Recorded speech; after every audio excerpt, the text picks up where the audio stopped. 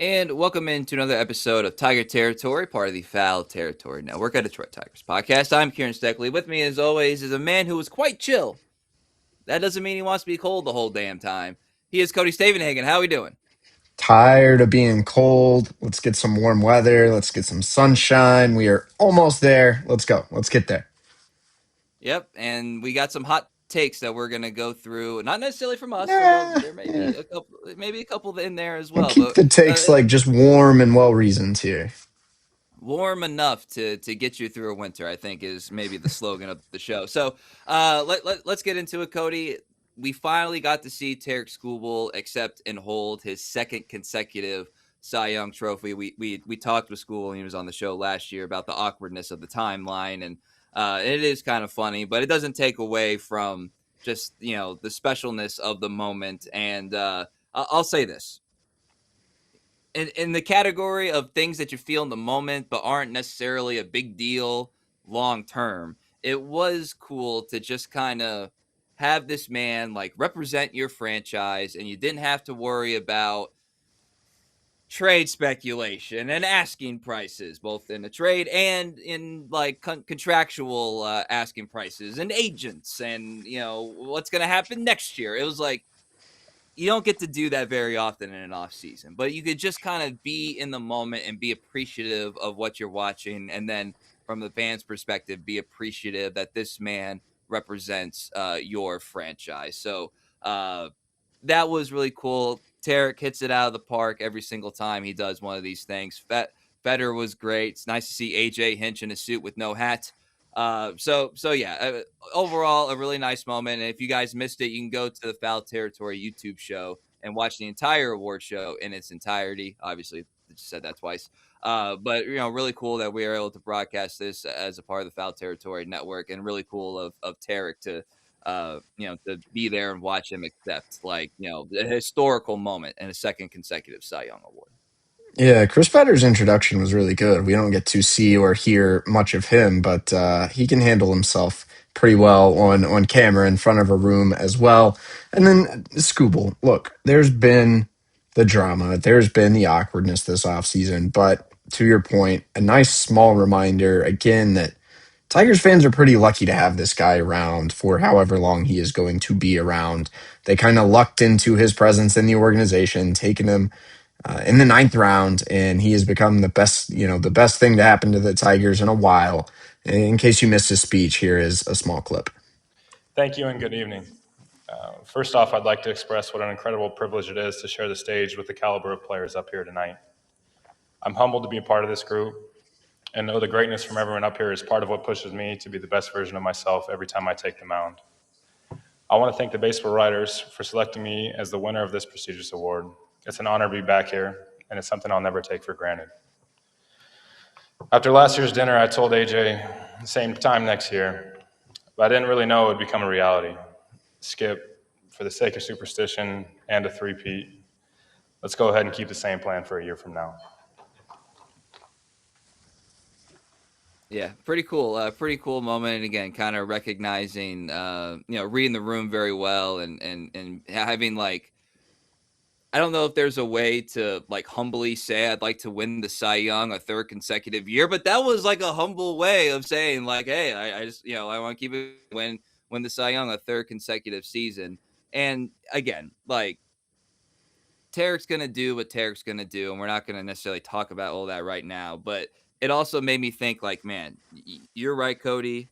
The Tigers did kind of find themselves in the schoolable business, like a little bit of luck, a little bit of scouting and all that stuff. We all understand a lot of things contributed to it.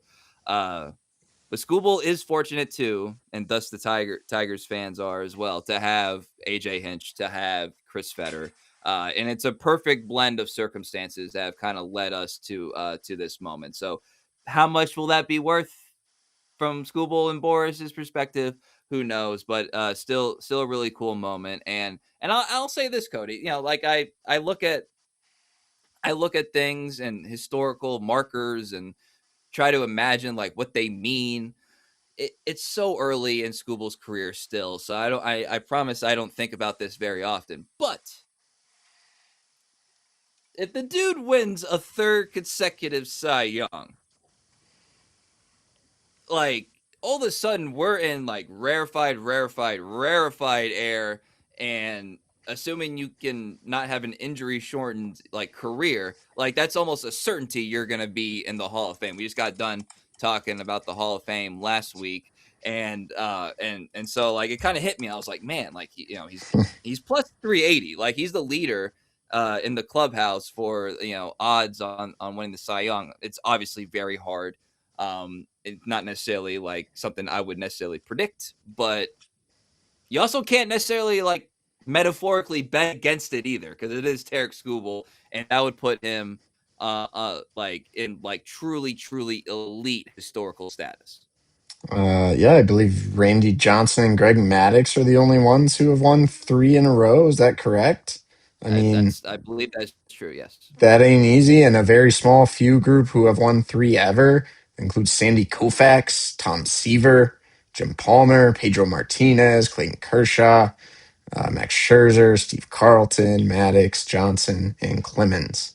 Pretty rarefied air indeed, and that is what is at stake for Tarik Skubal. And look, I don't know if he can do it because it's such a rare feat. I think Tarik Skubal is probably going to have a very good season because he is a really good pitcher. He is a complete pitcher. The reason it just hasn't happened a lot in history is there are other guys who tend to mount challenges. Could Garrett Crochet give him a run? Could Hunter Brown give him a run? Those guys gave him a pretty hard push last year. He was better. Um, I think just because of how difficult a feat it is, I would almost say, look, Skubal might have a 2.2 ERA again. Um, might just be someone else's turn to win the Cy Young. But everything about Skubal's game, his arsenal, his commands, his stuff, provided he is healthy, I think he's going to be in this conversation once again in 2026. Yeah, and I think like there's a very real world where he is like a better pitcher and has better numbers, but you said it's somebody else's turn. Somebody else, maybe he's on a more marquee team. Maybe he's on a team that does better, and those kind of things get into voters' minds naturally. So we'll see. Still a special moment, and congratulations to Tarik and his family, of course. And something that we kind of speculated on before that will not come to fruition, Cody, is we thought, oh, could Skubal be the cover athlete of MLB The Show Mhm. 26? And as of this afternoon, a little bit of a cryptic statement that the developers of the game put out. They're not going to have a new quote unquote cover athlete. So that's their tease. Skubal has never been on the cover of the show, so therefore he would seemingly be out of the running there. So yeah, if you had dreams of buying the video game with a tiger on the cover, at least not it will not be Tarik Skubal this year, per this report. And maybe it's a misdirect, but What are we going to have? we'll Like a collage? Like a I don't know what it's gonna be. I don't know if that's the most marketable tease. Like everyone wants to know who the cover athlete is. Sorry, we don't have one. But it was phrased like cryptically enough where I'm like, wait, what's going on? And now I will be awaiting the next announcement from Sony Studios there. yeah, we'll have to stay tuned. All right, let's get to we talk about the present of the Tigers, and now we're getting to some stuff about the future, and some of this does bleed into the present, and we're getting like updates of prospect lists and all that stuff, and we got your guy, your colleague Keith Law has put out his top 100 prospects list, and it's pretty chalk. We'll get to a little, some other stuff that he wrote. Some of it I'm not gonna lie, like a little surprised. But you have McGonigal, Clark, Rayner, Brasino. That's pretty uniform.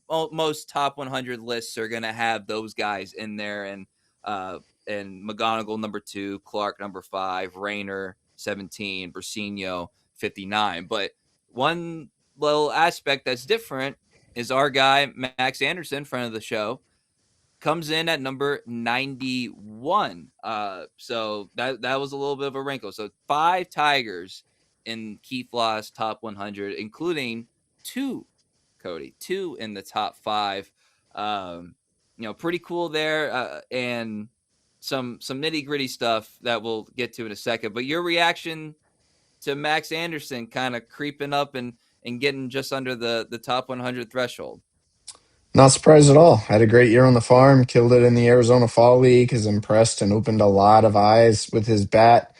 I think he's deserving of being a top 100 prospect. We'll see exactly what type of player he tends to be. Keith Law was very optimistic about his bat, but did add something I've had people tell me, which is like, don't know what his position is, basically. Don't really know if he can field, but he can hit to justify enough wherever he can be. Well, I think that's the question with Max Anderson. Does the bat play enough to justify below average to worse defense at positions? There's going to have to be some power there, but Max Anderson has done a lot well. I think he absolutely deserves to be in that top 100 list. And the most interesting line in there was people have been telling Keith Law Max Anderson should be a catcher. I didn't see that one coming. Don't think it'll actually happen, as Keith noted, but just the mere suggestion was enough to raise an eyebrow. The Tigers already have a bunch of catchers who might not actually be catchers. Maybe they should just try Max Anderson behind the plate. What the heck?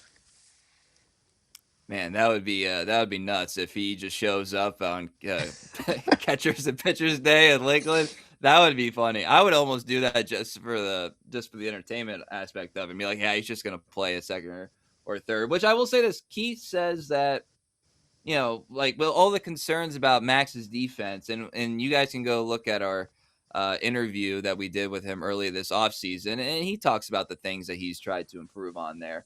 But he said, look, he isn't better than a 45 at either spot, obviously on the scale. If his bat is as advertised, I feel like you can live with 45. If it's You know what 45 I and the mean? bat's 60, I mean that's probably Colt Keith. Yeah, I that almost made me think maybe is the defensive stuff a little bit overblown? Because if you were saying is he like a 35 or a 30, then it's like, whew, man, I'm getting a little No, nervous here. I But think it but just means the bat has to be 55, 60 because you can't have 45 field and 45 to right, 50 hit. That's a bench player, maybe not even a bench player on a contending team. But if the bat is real, then you can live with 45. That's how I view it. yeah, and that's fair. So let's get to some stuff that Keith put in his little write ups on these guys, and McGonagall's number two. He had been number one midpoint last year, and yeah, basically just Connor Griffin just kind of surpassed him. Keith makes note that it's not anything that McGonagall didn't do or whatever, but he puts in quite a historical comparison. You know, well, whether he will be at short or not, he says people say he could play shortstop. He'll probably end up moving to second base when there's a clear elite glove at shortstop, is what Keith says. And it's like, you know what? If he's at second base, he's Rogers Hornsby. Quote, that'll play. Yeah, it would, Keith. Yeah, I mean, I think Rogers Hornsby. if he's Rogers Hornsby, then he should probably start the season at the major league level because he'll probably win Rookie of the Year and you get the first round pick. 7-time batting champion, 358 career hitter, greater than 1,000 career OPS, one of the best players of all time. He's not the number one prospect here. I think Keith may have just been saying that the playing style is similar to that of Rogers Profile, Hornsby yeah. way back in the day. They're than saying he's going to be Rogers Hornsby, but the mere suggestion is enough to get me to laugh and be like, well, all right, let's see this. Let's get this in the major leagues as soon as possible. Yeah, absolutely. And we'll talk about him a little bit more in a second. But, Max Clark coming in at number five. I don't have every list in front of me, but I would probably say among the reputable, people in this space, having Clark at number five in all of baseball is probably the highest. If I don't think anyone's has him four. Yeah, we'll see. I Um, don't think all the lists are out yet, but he's high on all the lists because all these guys will say we tend to look at upside and consider that, and Clark boasts considerable upside. And yeah, if you actually read Keith's blurb, it was, I think, the most glowing thing I've ever read about Max Clark. Yeah, so we talked about the center field aspect. He calls him a true center fielder, and if you're watching on YouTube, you can see this right up. I think the what I came away impressed by, that Keith Law is impressed by, if you followed me here, is that the adjustments and athletic profile, like essentially the physical and the mental aspect of the game, is what has separates Max Clark from a lot of other prospects. And it's like he's shown an ability to like have this flaw and then work on it like really quickly. And by the second half of the season, it's no longer a concern. Like whether it's power, whether it's plate approach, whether it's fully utilizing his body, his speed. Uh, it seems like the makeup of Max Clark is as well, combined with the physical tools, which obviously you don't get drafted third overall without having potentially elite physical tools, is kind of what puts him this high on the list, Cody. And it's as raving a review as I've read about Max in a while, because it just seems like maybe it's a subject of his draft position, maybe it's just the nature of kind of micro analyzing every little thing that these 18, 19, 20, now 21-year-olds do as they figure out how to play this game at the highest level. You kind of forget, like, okay, macro perspective here, here's a guy that the upside is damn near limitless if you look at overall what he could bring to the table. So a little bit of a reminder of there.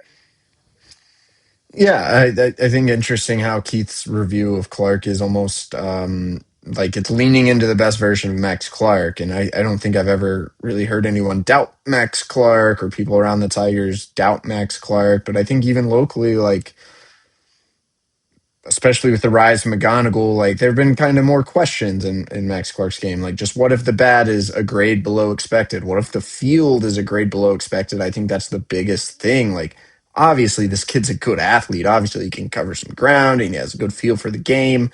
But the bar to be a plus center fielder in the major leagues, as I often say, is just so high. And sometimes I wonder if that may be what is the determining factor for Clark. Are you a legit plus center fielder in the major leagues? Can you cover ground like Parker Meadows can?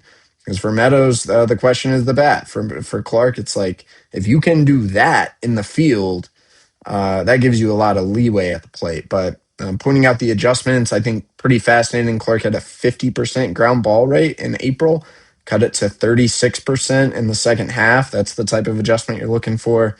So that those sort of things get tougher as you're seeing tougher pitching, as pitchers learn more about you. So not a finished product, but kind of a reminder, like, oh yeah, like, hey, maybe this guy's not Wyatt Langford, whatever. Like, this guy was a high draft pick for a reason, and there's still a ton of potential. There may be a world where we get to see some of it this year too. I mentioned Parker Meadows. Like, if Meadows has things on lock in center, I think the Tigers will take their time with Max Clark. But if Meadows doesn't hit, even though you have Wenzel, even though you have Veerling, you have some other options, like there is a non-zero chance that we see a lot of Max Clark if he ends up being the guy best suited to lock down center field this year. Yeah, yeah, absolutely. Although And the same like PPI, like promotion incentive stuff that applies to McGonigal applies to Clark. So maybe that ruins any fun. But I don't know. I wouldn't rule it out. I wouldn't rule it out. well, Bryce Rayner, someone who was a lot of fun to watch last year before he got hurt. Don't think he's going to make his major league debut this year. No. But but uh, he, Rayner's an interesting one there, where he got off to a great start, then he got hurt. He just had to have surgery. Like, hopefully this is not anything that kind of lingers with him. A little bit of a reminder that he's old for his class. He's 20. Clark is 21. So we'll have to see how Rayner, where his path kind of leads this year. But he looked everything as advertised before he got hurt, which Keith Law makes note of. And then this is the line here that I wanted to share. The injury was lousy, to put it mildly, but at a minimum, he, being Rayner, showed us the Tigers might have crushed yet another first round pick. You love to hear it. You love to hear it, Cody. I Crushed was hoping another to see first round. left-handed Honus Wagner. Come on. Left-handed Honus Wagner. Yeah, that's well. Honus couldn't play center field like Rayner might be able to, so that's different. So he's better than Wagner there. And then just to kind of round it up, since we talked about everybody else on here, Brasinho, like I said, number 59. Nothing. I didn't think anything like out of the ordinary with this report. We're gonna see where he ends up defensively. He I would say Keith is a little bit on the doubtful side that Brasinho will be a regular catcher, but you know we'll obviously have to see. But it's a little bit unlike the other guys that we talked about. He hit a little bit of a I want to say ceiling, I guess, once he got the promotion, and so he'll have to adjust, and he'll probably be behind Clark and Oh, for sure. And being a these catcher is guys. a big part of that. It is going to Yes. take longer, regardless. But but again like the upside here, like that's the thing about all these guys, and maybe like Max Anderson to like a slightly lesser degree, but like huge upside across the board with these guys that the Tigers have, and not on accident with the as we've talked about the kind of profiles that they are attracted to and try to get in the organization and develop. So overall, a great sign for the organization that that you have Ken Griffey Jr. And Rogers Hornsby and Honus Wagner, at worst Cal Ripken Jr.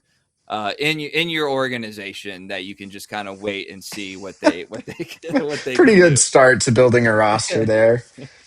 Yeah, exactly. So uh, let's transition here, Cody, to what I would say is related. Like there are certain things here that we talked about already that we're gonna be pummeled with information and speculation and just kind of like in our mind trying to figure out what is meaningful, what isn't meaningful. And I'll tell you this idea was inspired by reading your mailbag on The Athletic, which obviously, if you're a subscriber to The Athletic, you can go read that mailbag. But someone brought up the possibility, just like every year that he's available, is like, should you bring Justin Verlander back? Would he want to come back? And that kind of speculation. And you had mentioned that had this been done in previous versions of the Tigers, it might have been more of a sideshow with like, Verlander coming back as opposed to kind of the main thing being the main thing, which is obviously developing these young players and, trying to ascend as an organization. One could argue that now is a time that both things fit. Uh, Justin Verlander comes into that pitching staff. Yes, he's Justin Verlander, but he's not he's not the alpha, all right? It's Tarik Skubal, the guy who just won 2 Cy Youngs, all right? And so he can kind of he doesn't take up all the oxygen in the room, I would think, if he does come back. And also the Tigers have a need for someone who is on the more steady and reliable side, even if they are old, than than what they've gotten previously from some short-term free agent pitching acquisition. So there's not any reporting here, but it does feel like for the first time since he was traded, a reunion actually makes a lot of sense. So I think that is worth saying. Yeah, this is kind of the quietest offseason regarding a Verlander reunion in a long time in terms of just like the fan base. Maybe people have finally let go of the past and accepted this isn't going to happen, which for a period of years, I was like, okay, like it's time to get over the X, guys. Like Verlander's great, franchise great. They'll probably put a statue of him one day. Really, like for a long period of time, he was going to command a huge contract, and was it worth paying an aging pitcher that type of money with where the Tigers were at in their cycle? I thought the answer was a clear no. And then even last season, it was like, oh, like the sideshow thing, I think played a role in why the Tigers expressed little to no interest in Justin Verlander last winter. But another year's gone by. You've made another playoff appearance. This young team is starting to grow up a little bit. You are reportedly, well, I can confirm this, you are like shopping around for like pitchers in the mid-tier market. Chris Bassett, Lucas Giolito, Nick Martinez, that tier of guy. is about the same tier of guy as Justin Verlander salary wise, I would think. A guy you can get for probably about $15 million. Justin Verlander, that's what he got last year. He's not coming off a great season. His overall numbers were not really good. He was battling through injury.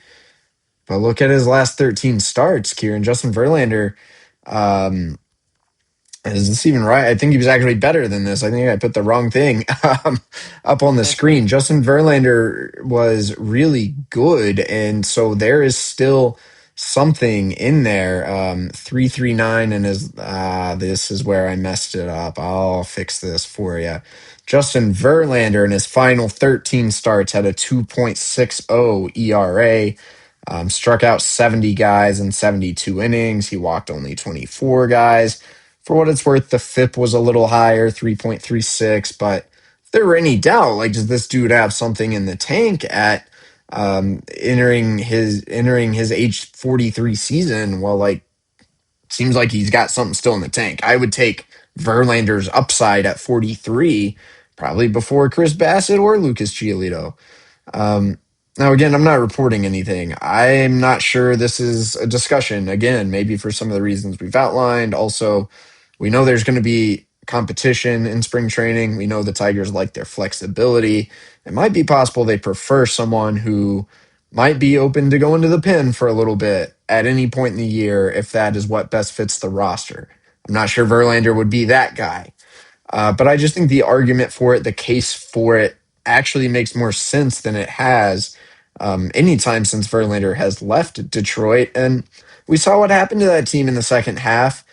Maybe they could use a little edge. Maybe they could use someone who's a little bit of a star. Maybe, and Verlander, for what all it's worth, like, has softened throughout the years. I think is known for being better with his teammates than he was back in the day. He's gonna have some wisdom to share, whether he's the prototypical teacher or not. Like, people are gonna learn some things from Justin Verlander being in that room every day. And if his edge is a little different than your current clubhouse personality, maybe that's a good thing. Yeah, I don't really have anything profound to add.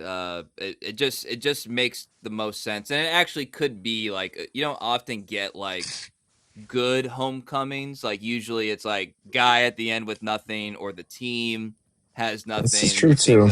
you think of like like Ben Wallace, Chauncey Billups coming back to the Pistons, and it's like yeah, it was nice and it was cool, but there wasn't really anything meaningful there other than the emotional nostalgic element here. In this case, it could have a lot of meaning and impact. So it actually to me makes a lot of sense.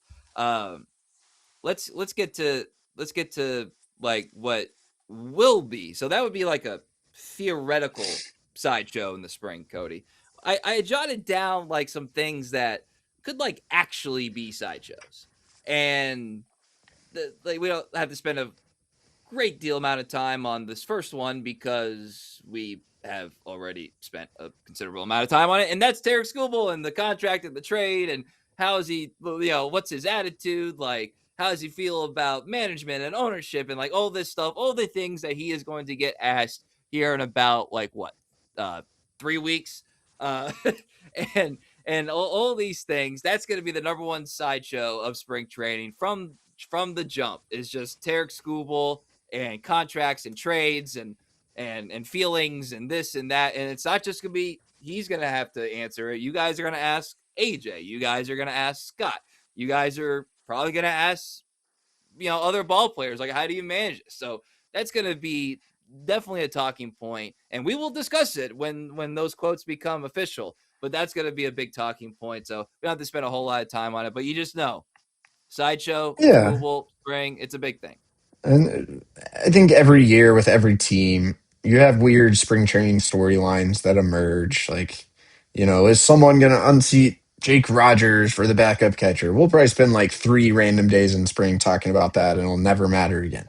But there are certain storylines that carry more weight, that are more outsized than the others. Screwball is the biggest one because it's going to be one of the biggest national storylines. And Tigers and national storylines haven't. Um, Gone hand in hand a lot in recent years. This one already is and is going to, and it's going to be in a lot of ways a huge distraction. I don't know if it'll affect anything on the field, but just the attention it's drawing. I don't think it's Tarik Skubal's fault. I don't maybe the team could have handled certain things better, but I'm not sure it's the team's fault. It's just the reality of the situation. This one's a big one. It is the definition of a sideshow. It's going to be that in spring. It might be that all year. There are some others that we're going to use the term sideshow. It's not necessarily a negative. It's just a reflection of like some storylines, man. Everyone's going to be talking about it. Players are going to be thinking about it. Executives are going to be thinking about it. These are the things that are really going to dominate conversation for most of February and March. Yeah, especially when this kind of stuff, when there's not anything necessarily that real, like you get latched, you just kind of your mind goes to these other things that's like maybe they could be real, and well, like so you're not so sure.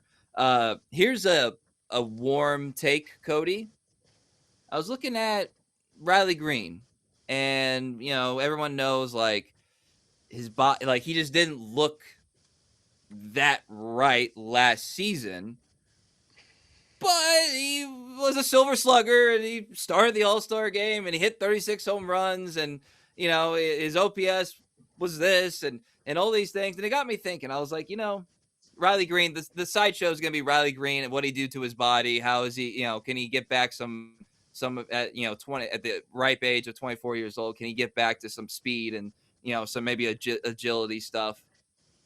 But is Riley Green like the most like does he have the lowest approval rating of any back-to-back All-Star and reigning Silver Slugger in Major League Baseball? Because I just don't feel like the enthusiasm for Riley. Everyone talks about what's wrong with Riley Green, and it's not like it's Yeah. invalid.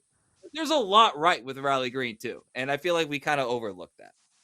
Yeah, it'd be a great time to use like one of the political analogies that we sometimes veer into, and I guess I'll just stay away from it because I mean, for obvious reasons. But like, yeah, lowest approval rating is really interesting. Like through no, I'll do it. I'll do this throughout history. Right, presidential approval ratings have not always matched with like what's actually happening in the country. It's kind of funny how that works. And so Riley Green, great example, doing a lot of things right, man. Just hit 36 homers, but look, we all watched it, man.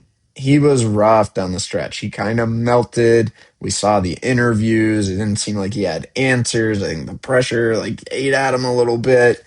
And then there's the obvious physical concerns, just the way he moves, the way his speed has declined precipitously in only 2 years at age 24, I think is concerning. There's an injury history, although I always want to say shout out to him for staying on the field last year. For as much as things weren't great, for as much as he did not look comfortable at times, he did stay on the field.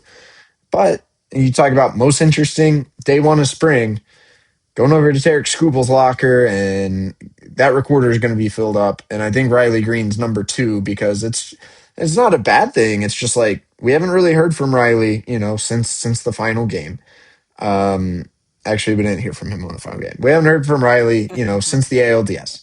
So what was his offseason like? What were his priorities? How did now that he's had time to reflect and decompress, is he going to alter the swing? Does he want to hit 36 home runs? Does he now care about the strikeouts? What was his offseason regimen like? I think it's going to be a little less like, oh, I didn't eat Chick-fil-A, and more like, no, seriously, like, how are you physically and what are you doing? And are you worried about your speed decline, or are you accepting that as like, that's who you are now? I think it's going to be so fascinating just to get his actual thoughts and some insights on how he spent his offseason. Obviously, a hugely important question because it is this time a year ago, we were talking, could Riley Green be an MVP vote getter?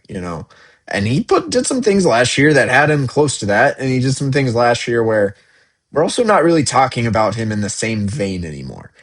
If you tap back into the Riley Green, who you think can be a 4 or 5 plus WAR player, who can be one of the best all around hitters in the American League, or are we going to have to move on from that and accept, like, hey, this guy's good, but he's a pretty flawed player? This is going to be a little bit of a prove it year and a prove it spring for Riley in that regard. You're not wrong, but it just still seems like a weird thing to say. It you is. know, It is. and that's why it's a sideshow. And I'll also say, like, you know, you could separate these guys or you could combine them. We've always kind of combined them, but they're in different circumstances. Kevin McGonigal and Max Clark in Major League Camp are going to be straight up sideshows because everyone's going to want to know, can McGonigal make this team coming out of spring training? And we know, like, the prospect incentive there. No one's talking about that when it comes to Max Clark. But I guess at the same time, like, there is a path where that could happen, just if maybe some injuries, and you're just thinking, like, maybe he is ready. Like, that could happen.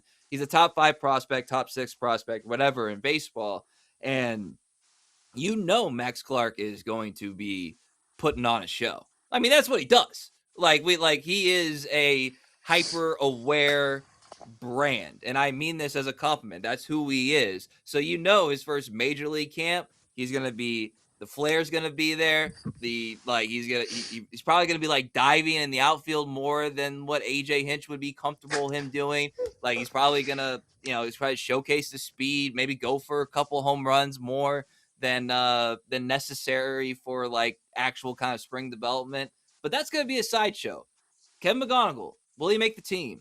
Max Clark, man, he is a show. Like, he is a show. So Dude's the by definition of definition, a he's a show. show, and we've already been talking for multiple years. How will the Max Clark show play in a major league clubhouse? Like, are veteran guys going to eventually start turning up their noses at this, or is it going to be embraced? I think so far the organization has all been like on board and positive about Max and the way he brands himself and the way he carries himself. And again, like AJ Hinch last year was great talking about, like, hey, you see all this, the tats, the whatever. This dude is one of the biggest baseball rats in the organization. And that is very true and important to remember about Max Clark. But we're going to get a little closer look in spring and maybe deeper into the year at, like, what Max Clark in a major league clubhouse actually looks like. I think because of the way he carries himself, like, there is just going to be a high bar for his performance, and that's okay. And he has a chance to meet that bar. But yeah, Max Clark, that's someone we're going to be talking to a lot. That's someone we are going to be watching a lot. In a way, McGonigal has lessened the hype and the pressure for Max Clark because he's become this whole other thing and probably has a better roster case just because he's an infielder and all of that. So maybe that's good, man. Maybe the yin and yang of Max Clark is great because Clark's going to draw the more, like, just more of the lightning rod. But McGonigal, by being more the quiet one and just playing, Max Clark's played really well too. But by becoming the player he is, it's taken some of the attention off Max Clark, and that's probably best for everybody, in a good way. Yeah. Plus, you have the bromance factor. We love bromances on Romance, this the odd podcast, so couple. Yeah. that's gonna be a sideshow for sure. And then also, like, the juggling of the three quote unquote closers, will I definitely can't be wait for like, AJ's answer of this first. You think he's been practicing it in front of the mirror? oh yeah, He is oh yeah. ready for this one. He sees it coming. It's on a tee. He's gonna. It's gonna be He might rich. interrupt the question. He might just He like might. He not might let just you ask guys. himself. Yeah. All right. I know you guys are gonna ask me about the closer. I got this. Yeah. So that'll be one, because again, the moment this will bleed obviously more into the season, but the moment one of them, Finnegan, Canley, or Vest, like, isn't effective, I'll just say, or blows a save, it's gonna be like, all right, well, why didn't you go with one of the other two? It's gonna be the Uh, greatest Monday I'll do morning it. I'll, quarterback. I'll probably ask that question. I'll own it.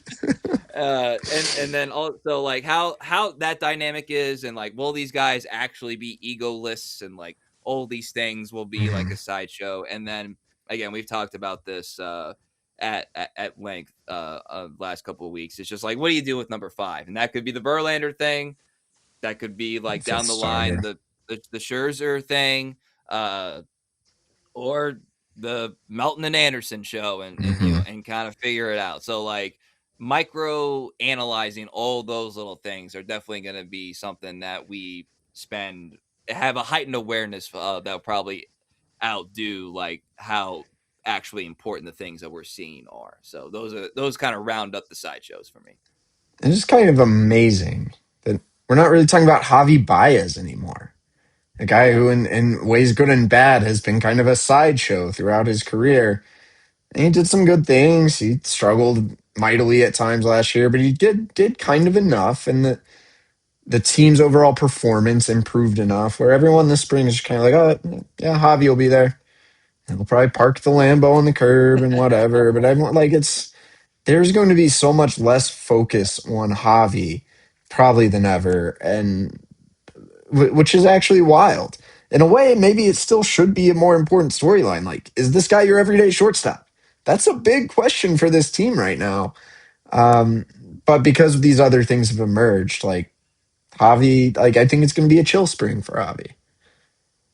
Yeah, it's just kind of funny to say that out loud, but it was 100% true. So just to recap, the sideshows that we anticipate kind of dominating the the headlines in spring training throughout early or later. Skubal and everything surrounding Skubal, McGonigal, roster case, Clark is a show. Riley Green, what's up with his body? Is he like what kind of is this a vital spring for the back-to-back all-star and reigning silver slugger, and then the closers and what are you gonna do, how are you gonna handle the number 5 starter? So I put it all out there. I'm like, man, can't wait for spring. We're close, Cody, we're close now, getting really This close. We're gonna episode's be in kind of the got me fired up, actually. Just thinking of some of the stories, some of the questions. I'm starting to feel it, starting to feel that itch. I am definitely fired up to be able to talk about this with you as it happens. And I am fired up for everybody who has listened to us throughout the offseason and follows us on X, formerly known as Twitter, at Cody Stavenhagen. I'm at Kieran _Steckley, pod page at Tiger Territory _. If you have not already, please go to our YouTube and subscribe at Tiger Territory, and then go to tigerterritoryshop.com for your Tiger Territory merch needs. So for Cody Stavenhagen, I'm Kieran Steckley. Everybody have a great day.